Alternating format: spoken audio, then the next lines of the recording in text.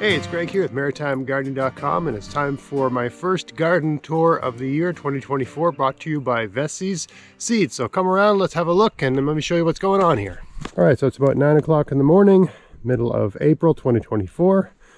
Here we are at the entrance of the garden. Let me show you what's going on here. So, got a pile of leaves here. This doesn't look very nice. I plan to do something more ornate here, but this is just a leaf holding place as I start to apply it onto my beds as mulch. This is just old weeds from last year, still breaking down, composting. Over here I've got a garden bed where I put winter rye. You can see it growing there. I just had a bunch of spruce boughs thrown here the other day by one of my kids. This is all going to be potatoes this year. Okay, but I haven't planted those yet. I just got my potatoes in the mail from Vessi's Seeds. I went with all russet Burbank this year because they seem to be scab proof. Everything else I plant here, unless it's a russeted type potato, tends to get a bit of scab in my garden. There's things I could do to, I could add sulfur to the soil, lower pH and that sort of stuff. But why not just use a potato that doesn't get, doesn't have that problem. In this bed here, I haven't decided what I'm going to do with it yet this year. I think I'm going to put some perennials in this bed. It needs to be weeded and stuff. I did a video a week or so ago where I made this bed bigger and longer, reorganize the garden a little bit. And I'm doing a lot of that in the garden in the next week or so before the flies come out. I got a number of things I want to do here, and I'm going to explain them as I go along this video, because I haven't got a lot of stuff growing yet, right? It's just early in the season. There's only a few things you can plant, and there's a few perennials coming in. Over here, I got these 3 beds. They've never been that productive because they're in the shade. Like, it doesn't look like a shady spot, but as the summer starts to happen, everything over here starts to grow, and all these weeds and bushes and things, they become about 4 feet high, and this bed does not get afternoon light.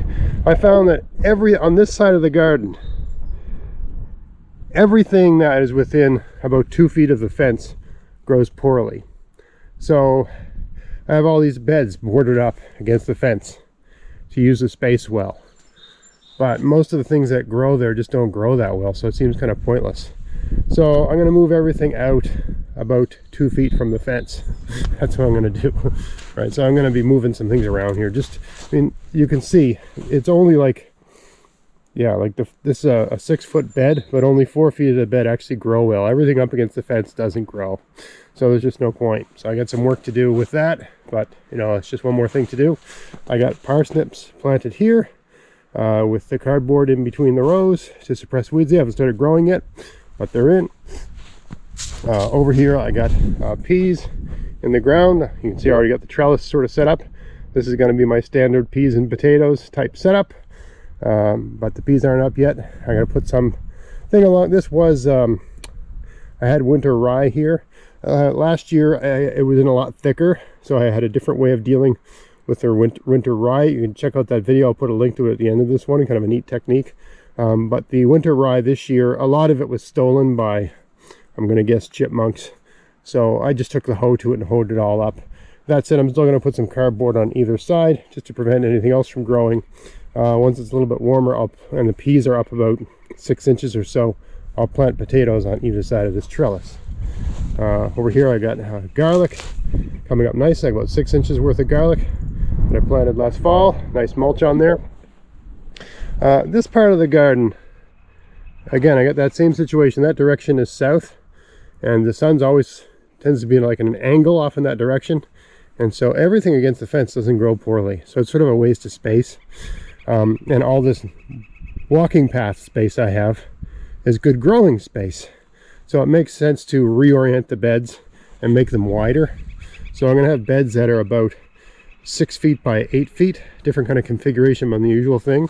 I got this big wide path here, it just doesn't make sense. So I'm going to have beds that go this way, 8 feet this way by 6 feet front to back, and I'll have a walking path against the fence with a lot of cardboard and stuff like that to prevent the forest weeds from finding their way in. They'll still find their way in, but I'm going to be using cardboard to suppress. So that's the big plan here. I'm going to try to knock as much of that off today as I can. Maybe I'll set the camera up to capture some of that. These beds have grown well. It's just that the last 2 feet of them, nothing ever grows. And I got these nice pathways, which are better growing space. So it makes sense to just make the path against the fence. It's just, you know, just making better. It's all about capturing sun, right? Of course, I'm not going to move these rhubarb because it takes years for them to establish. And despite the fact that it's a less than ideal spot, they seem to grow well anyway. So why not just roll with it? Over here I got, this is like kale from last year. So these are probably going to go to seed, I would imagine. I mean, a lot of people just grow their kale year after year. But I can't speak to every situation, but my kale goes to seed. And also kale usually doesn't survive the winter here, at least where I am. So I can tell last year was a mild winter because I didn't cover or protect this kale, this particular variety. And this variety usually dies in the winter. It didn't die this winter. So I plucked a couple out of the ground, stuck them over here, and I let those go to the seed. You know, because every once in a while I have to save seeds in this, but this is my own variety. Save seeds that I'm using year after year. It's very good tasting kale. Now I might let some of these grow and just see what happens. A lot of people do that. I don't find it tastes as good when you let it grow the second year because the kale's kind of focused on making flowers and that sort of thing. So I usually just pull them all and compost them. That's just one more thing to do. This is just a little bit of leftover parsnip. I had parsnips growing here last year, so those have to be I guess I never got to them, so I didn't get to eat them. There's some big ones in there, but anyway, I'll just have to pull them. Then when they have that much growth on, they don't taste good. They're still edible, but they don't taste their best, right? These should have been picked during the winter or last fall. I got nothing in here, even though it's bed. Over here I got spinach started. You can see a row here. So I planted these maybe 3 weeks ago. I mean, it's still very cold, right? It's basically at freezing every night, and during the day, at best, the temperature gets up into the teens.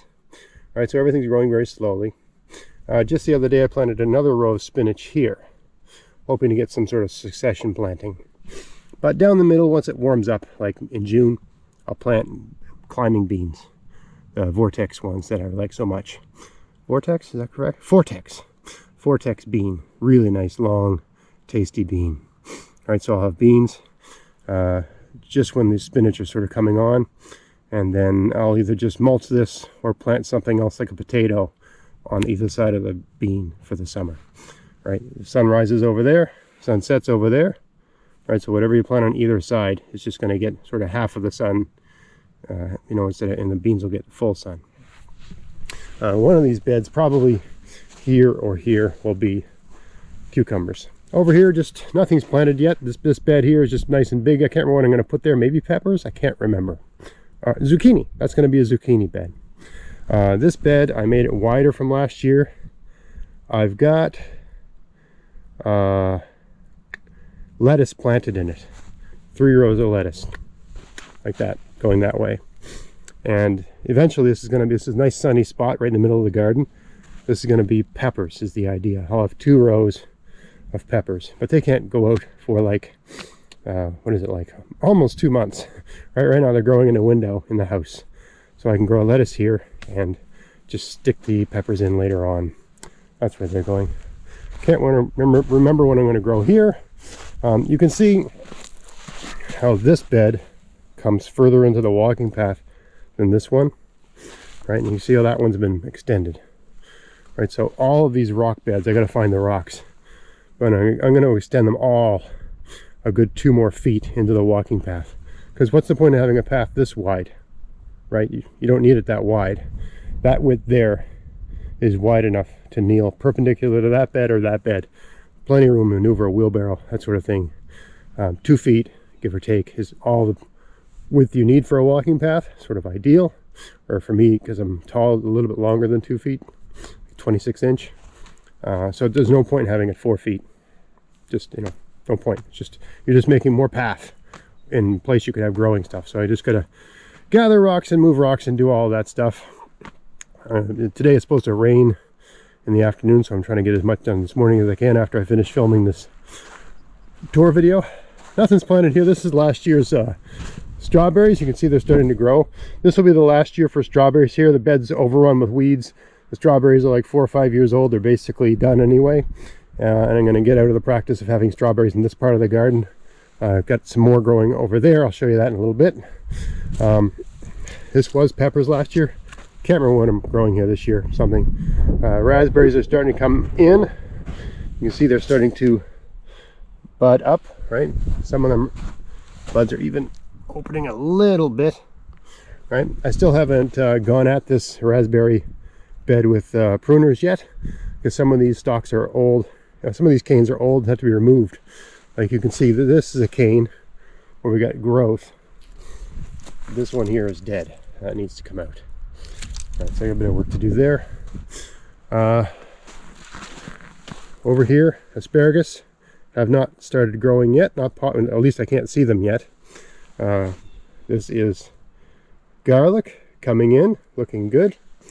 This was a bed where I tried to grow squash last year. They came in very poorly. I don't know if the bed lacked nutrients or the soil was too acidic. So I added some manure, well compost. I got a pile of manure in the driveway, and I'm adding that to every single bed this year.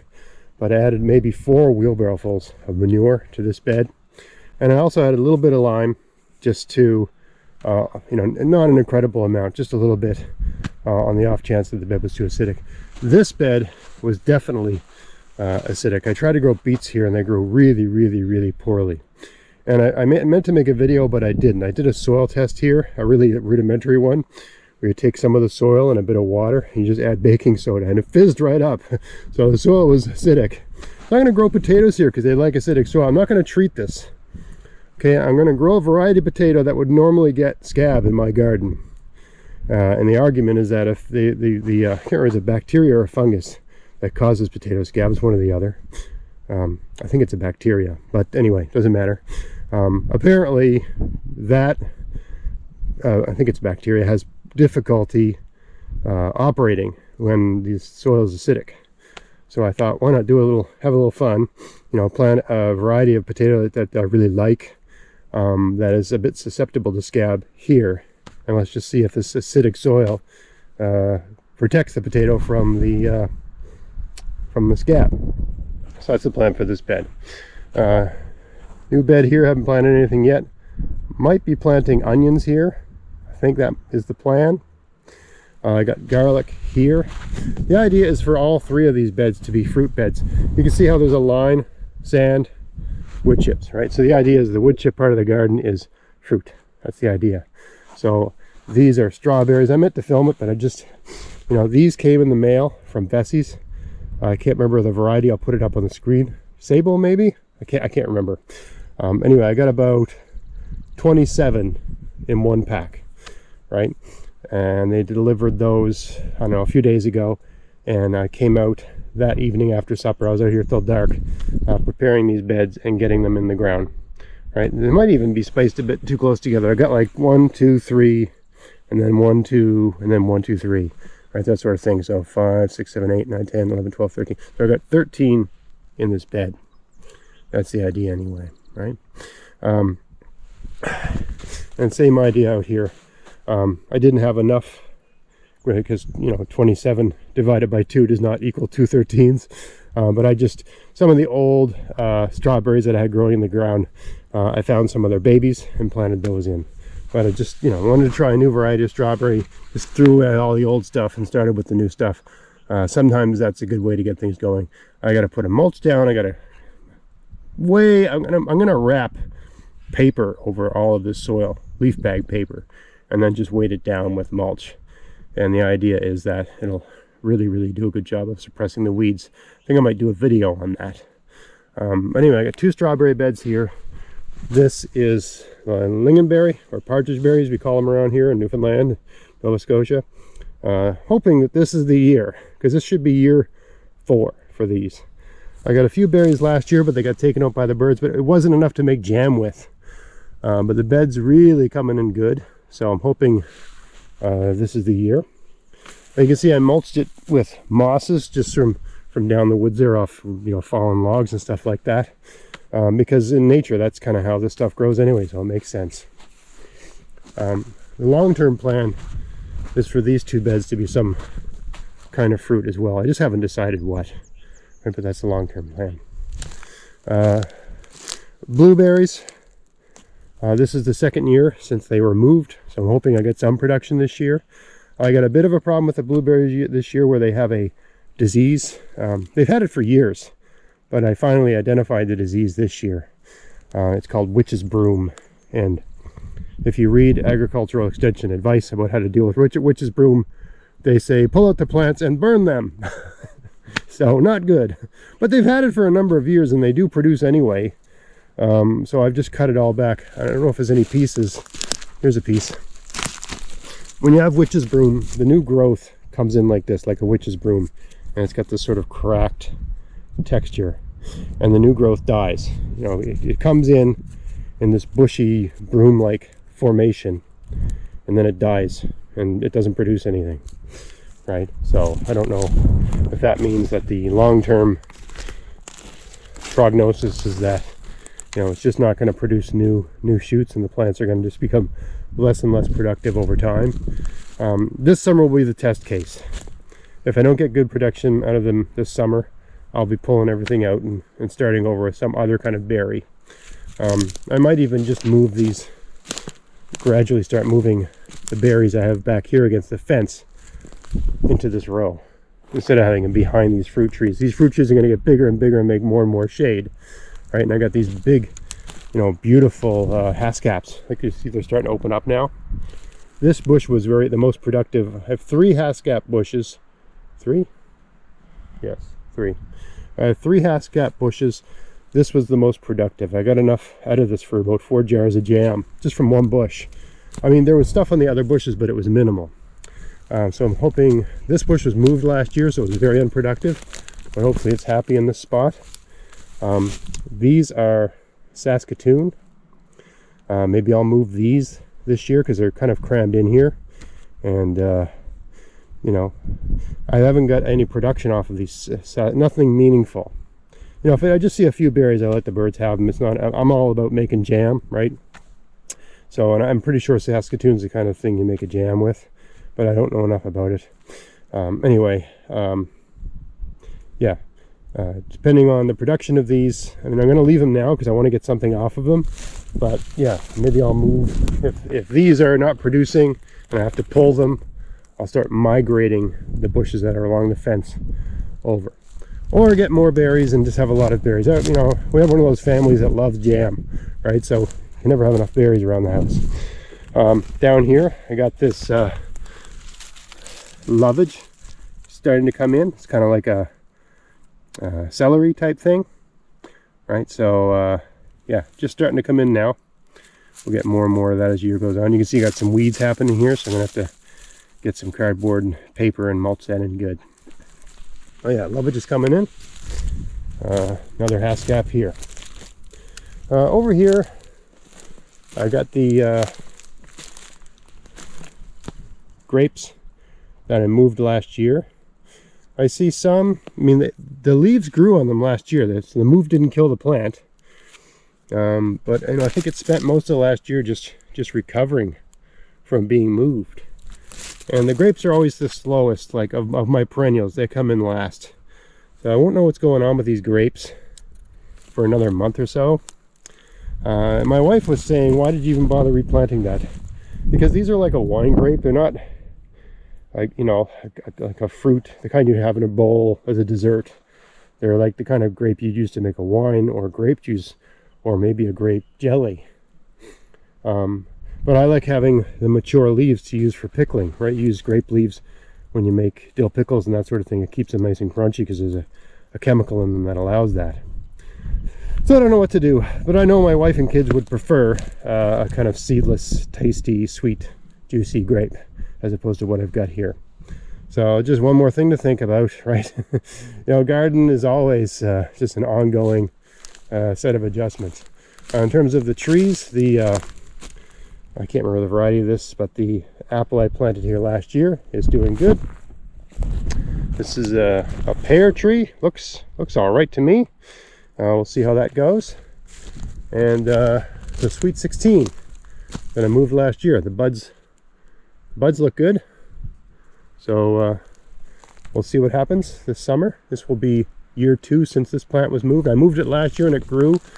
You know, I moved it and it grew, but sometimes you don't know, is the tree just exhausting its reserves to grow, or has it really taken to its new spot? So this will be the year I know if the move has worked out well for the tree. I mean, we got some good bud formation, right? So I'm expecting good things. But we'll see what happens. And finally, the pond.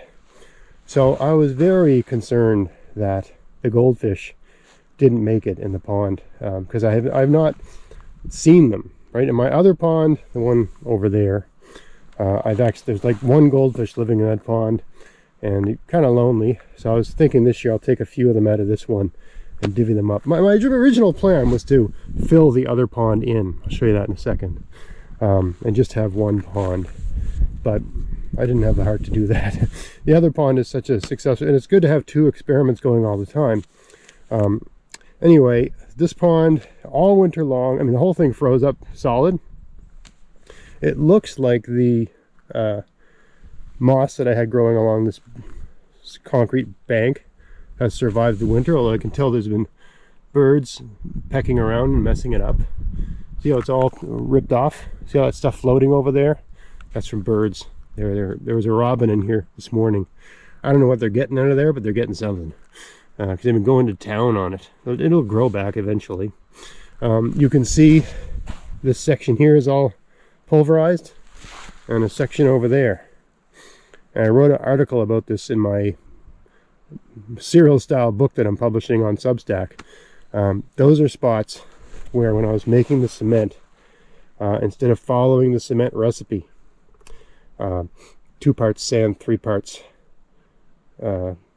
gravel, 1 part cement, I added a bunch of clay, just basically dirt from this hole. And this is what happens when you add clay instead of sand and gravel to a concrete mix. It doesn't properly set. The concrete must either be porous or have water in it that never properly changes on a chemical level, and so it absorbs water, and then when you've got a winter and it freezes, all of those water particles expand and pulverize it, right? So that's what I got here now. So I have to dig this all out and make new concrete, put it all back together. Not looking forward to any of that. And then I'll have to have it in a few weeks because it's still a bit too cold for that sort of stuff. Anyway, I've been concerned about the fish, so I put some of these minnow traps just to see if there's any fish. Yesterday when I pulled this one, there's nothing there now. When I pulled this one, there was a goldfish in it, so at least one goldfish survived the winter. But you see this one's got a hole, right? So it's not a very good trap. I threw this other one in here this morning on the off chance I could catch a goldfish. Nothing. Anyway, I checked yesterday and there was at least one fish here. They're not active, the water's still too cold, so I'll check that trap later this evening, and hopefully after a whole day of being out there and a bit of sun. It's supposed to rain later today, but maybe the sun will come out and warm the water up, and hopefully we'll see some goldfish. There should be about 11 goldfish in here, which is probably too many anyway because they're getting quite big. Now let me show you the other pond. Here's the other pond I was referring to, just for those that didn't know what I was talking about. There's one huge solitary goldfish in here. I think it needs some friends. There's a lot of frog eggs in here, and that goldfish is going to get really fat eating them. So yeah, I think that there he is. You can see him. You see that duck? I don't know if you can see, but just on this side of the duck, I don't know if that comes across, but there's a goldfish underneath the duck. But as far as I know, he or she is alone in this pond. Needs a few friends. But I think maybe if I can get like 5 in this pond and 5 in the other pond, because they're all big goldfish, it's kind of like the right number, and in terms of nutrient levels and food availability and that sort of thing. Maybe they'll start breeding, who knows, right? Anyway, that's how things look middle of April 2024. I hope this maybe inspired you to get out there and get where this is the best time to be out in the garden. There's no flies, it's not too hot, you can work really hard and get a lot done, right? Maybe you got some ideas, you got a little inspiration, you're going to get out there this afternoon, get something done. So I hope you found this interesting. If you did, please like, share, subscribe. Until next time, get out there, get at it, have fun in your garden. Thanks for watching. Hey, do you like getting free shipping? Then go to Vessies.com to buy whatever you need for your garden this year and use my coupon code GAVS24 to get free shipping as long as there's a pack of seeds in the order and there's no oversized items. Check out the description box of this video for details. You can buy everything you need from Vessies. They have seeds, fruit bushes and trees, soil amendments, pest solutions, tools, clothing, and lots of other stuff too. So yeah, if you want to help support everything I'm doing here and you like free shipping, and they sell something you need, buy it from them, use my coupon code. Happy gardening!